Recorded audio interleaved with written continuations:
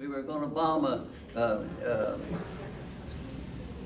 place in the woods where they were storing ammunition and fuel and so forth. And on going to the missions, it took 11 seconds for them to get a shell from the ground up to where we were.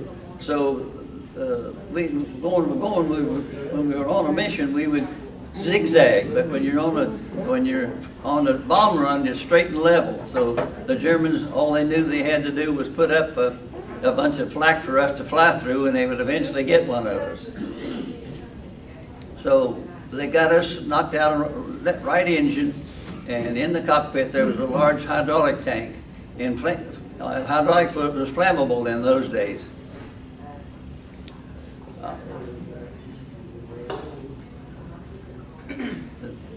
The co-pilot came on the PAS system and said, prepare to bail out.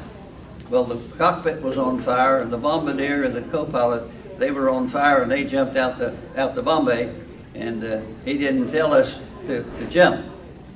And our pilot, he kept the plane going best he could, and then he went out through the roof, and they found his body where he had been killed when he hit the tail, and his parachute hadn't opened. So I'm back there wondering, what's going on. So finally I decided I better jump. So I took off my flak helmet, my flak jacket, pulled my 95-pound machine gun out of the window, and put my little loaf of bread size parachute here on my chest.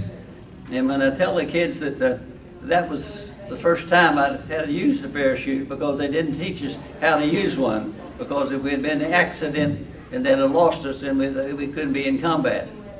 So I got down like you would do a leapfrog, and I got at this little window back there and ready to jump, and I froze.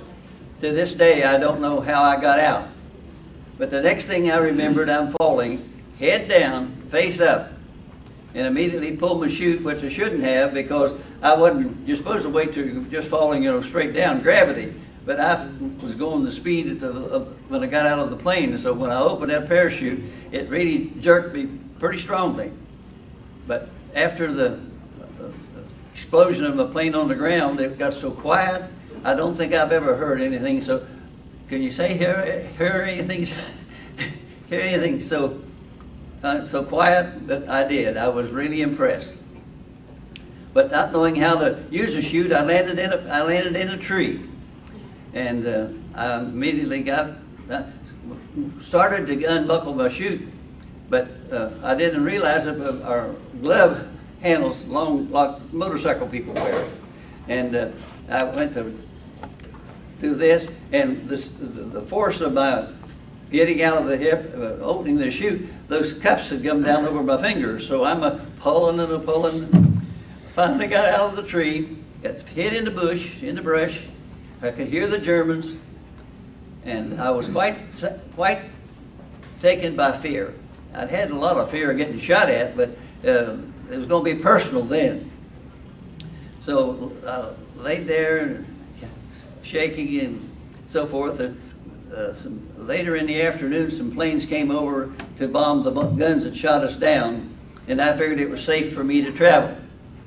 So I started walking out through the field, out into the road, and I met an elderly French gentleman, and I gave him "Je suis Americain," but you told us in England that's what you should tell them, so they know you were an American and might want to help you. So he pointed in some direction and said, that's Bosch, so that meant German. So I went the other way, walked a little bit, came across a young teenager that was cutting brush. I gave him a "Je suis Americain." He didn't say anything to me that I'd understand anyway, but he indicated and he hid me in the brush, and I trusted him to come back with help, not the Germans. So just about this time enough daylight to see silhouettes. Two men came, took me to a small farmhouse and gave me some cornbread, some cider and bread. And the next morning I got up, and the man from the French Resistance came and interviewed me and decided, yes, we will accept you to try to get you back to England. Well, they told me over in England that Frenchmen have light beards, so if you have a heavy beard, you should stay clean shaven. So I asked for a razor and something to shave, and they brought me a straight razor and a bar of soap that was about like lava. And you know how I had a struggle to shave. I got tears in my eyes and one thing and another, and a 14-year-old girl in there laughed at me. So they put a farm implement on my shoulder, and we walked on to the next building. Next house. I was in 5 houses before I ended up in Paris. And the 2 fellows that were supposed to be Frenchmen, they told us in England that the French resistance would bring a car and haul you down through the pyramids, go across the pyramids and get home, back to England. Well, the car came, and the 3 of us that was in this house at the time got in, and we were really relieved, you know. But the way they were driving, I told, you wondered if they were afraid of being caught. But after a little while, one of them turned around with a machine gun, with a pistol, and said, "For you, the war is over." And he turned into the big archway that we were surrounded by Germans with machine guns. Fear. Some more fear. I'm going to talk about fear every once in a while here. But then they interrogated me and put me and then arrested me as a political criminal because I was in civilian clothes. And even though they knew I was military, because a traitor in the organization had sold me to the Gestapo along with 167 other Allied airmen.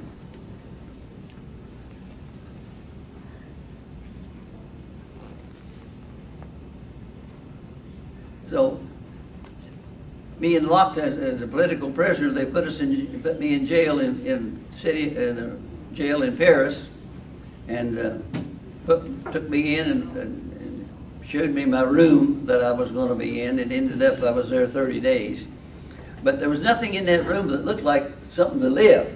The only thing that anything looked like anything other than an empty room was a pile of straw back in the corner of the building, corner of the room. I'm mistaken when I said I was in solitary confinement, because in that bed, when I get up in the morning, I was sleeping in that straw. I was well bitten by fleas. I turned my pants wrong side out, and on the seam I'd crack fleas until my fingernails looked like I had red blood fingernail polish. The particular day that got all kinds of confusion and so forth, you knew maybe something was going to happen. You could hear the guns going off. What the Germans were doing, they were taking us out of the prison. They were taking there was 2,300 people in the prison at the time. They put us in yellow buses and took us out to the freight yard. In Europe, a boxcar is called a 40 and 8. It holds 40 men or 8 horses. There was over 70 in my car.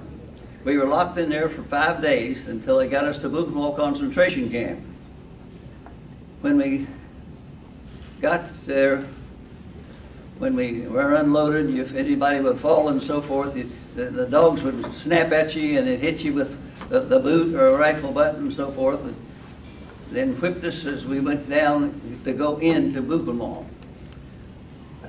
Even though that was all the death and so forth in Buchenwald, they didn't want any lice in Buchenwald. So they had to go through a delousing procedure. That meant they gave us a shower, threw buckets of Lysol-like stuff on us like you wash a car, then took us on down fell on a little milking stool with a bucket there. And where they'd use crude clippers to remove all the hair off our bodies except our eyebrows and eyelashes, we were bleeding in some of the private parts under your arms. And I tell the school children, you know what it is to moon somebody. So we mooned that fella, and he had a paintbrush, and he swabbed us in the places where we were bleeding and so forth. And I often say it was like chickens driving around like a chicken with his head cut off. But then they took us into another room, gave us a pair of pants and a shirt that had previously been worn by the Jews that they had executed. So that no pants, no underwear, no other than just a shirt and pants. They took us down to the little compound, they called it, where when we were there was 3,000 or so French or German or Russian and all. It was about 9:30 at night by the time we got there. They gave us a bowl of soup. We bedded down on the cobblestone for a sleep. The next morning they got us up early to count us, and we started living like cattle. No rooms or no shelter at all. After 2 weeks of there, sleeping on the ground, and 2 days of solid rain weather, they put us in a building, Block 58, that was partly the home for 500 gypsy boys between ages of 6 and 16.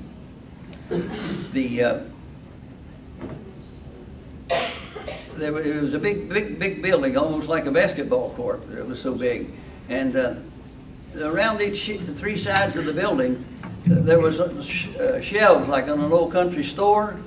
If you could see the picture up there, it would really impress you.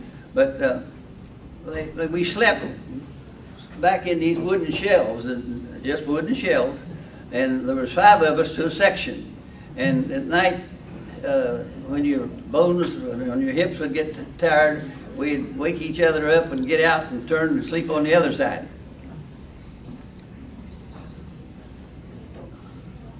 We had problems with they called a Pell. They would count us every morning, and we'd have to stand maybe 3 to 4 hours before they got through. And the problem was that if you didn't know what they told you, you knew that if you didn't do what they wanted you to do, you would suffer. But so that was a situation that wasn't very good. Food was a problem in Buchenwald. The morning they give us lukewarm coffee. It was made out of acorns, and sometimes it was smeared with a little margarine made from coal. And then they gave us a piece of bread that was 50% sprouted rye, 20% sawdust, 20% sliced sugar beets, and 10% grass and leaves. So we got a piece of bread like that, and we knew that something was wrong, because when you tried to do a little toast or so forth, it'd catch on fire. But then at noon, they gave us a third of a liter of soup. Picture a third of a half-liter water bottle you have these days. The soup was a clear liquid with yellow fat floating around on it, with green grass-like stuff in the bottom, or barley that had been cooked like oats with the worms still in it. And when we first got there, we picked out the the worms, but we ended up eating the worms.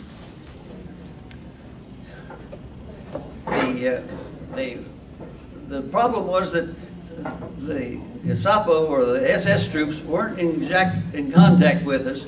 The German prisoners, they called them capos, and they were the ones that had to keep us in line, and they carried a piece of 2x4. And the